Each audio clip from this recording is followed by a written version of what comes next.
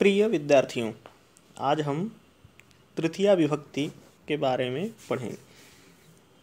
तृतीया विभक्ति हिंदी में प्रयोग होने वाले करण कारक के स्थान पर प्रयोग की जाती है। संस्कृत में इसके लिए प्रयोग के लिए सूत्र है कर्तृकरणयोस्तृतीया, अर्थात जब कभी वाक्य में कर्ता अप्रधान हो जाए उस परिस्थिति में कर्ता में तृतीया विभक्ति होती है और करण कारक वाक्य में जिस शब्द में करण हो उस करण में तृतीया विभक्ति का प्रयोग किया जाता है।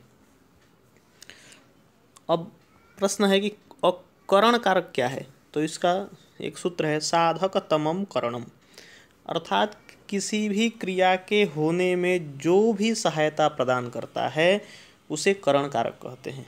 इसको एक उदाहरण के द्वारा समझते हैं। मनोजः बसयानेन विद्यालयं गच्छति।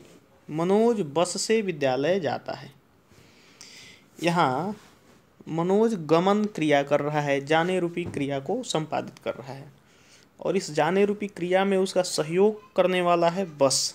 तो बस सहयोग करने के कारण करण कारक हो गया, और इस कारण से बसयान में तृतीया विभक्ति का प्रयोग होकर के बसयानेन इस शब्द का प्रयोग किया गया वाक्य में।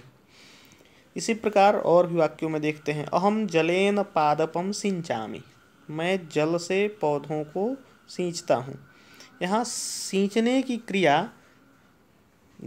में जो सहायक है वह है जल, जल से सींचना, इसलिए जल करण कारक और उसमें तृतीया विभक्ति जलेन। अहम त्वम नग्न चक्षुषा चंद्रम पश्यसि, तुम खुली आँख से चंद्रमा को देखते हो।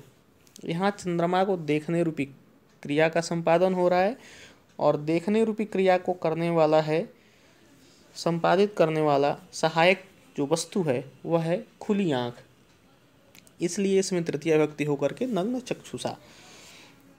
रमेशः कंदुकेन क्रीडति, रमेश खेलने रूपी क्रिया को संपादित करता है और उस खेल रूपी क्रिया में उसकी सहायता करता है कंदुक, अर्थात बॉल, गेंद, इसलिए इस कंदुक में तृतीया विभक्ति हुई और शब्द बन गया कंदुकेन। काव्या लेखन्या पत्रम लिखति, काव्या लेखनी से पत्र लिखती है। लेखनी लिखने में सहायता करती है, इसलिए लेखनी करण कारक और उसमें तृतीया विभक्ति का प्रयोग, शब्द बना लेखन्या।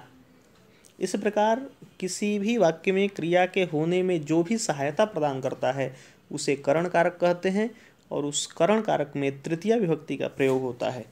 यह निश्चित हो गया। हमेशा ही कर्तृवाच्य में इस प्रकार का प्रयोग होता है। अब हम देखते हैं कुछ शब्दों में तृतीया विभक्ति का रूप कैसा होता है।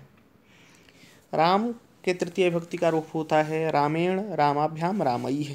श्याम का तृतीय विभक्ति श्यामेन श्यामाभ्याम श्यामैः। हरि से हरिणा हरिभ्याम हरिभिः।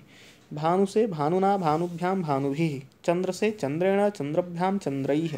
विद्यालय से विद्यालयेन विद्यालयाभ्याम विद्यालैः। युष्मत् शब्द से त्वया युवाभ्याम युष्माभिः।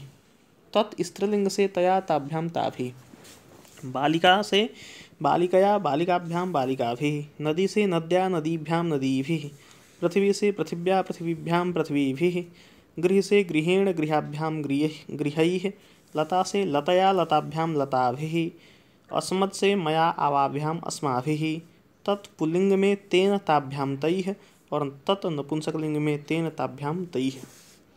इस प्रकार इस तरह के जितने भी शब्द जब कभी भी हमें वाक्य में मिलें तो हमें अधिकतर जगह में यह समझना चाहिए कि वहाँ करण कारक हो सकता है या यह तृतीया विभक्ति का शब्द है।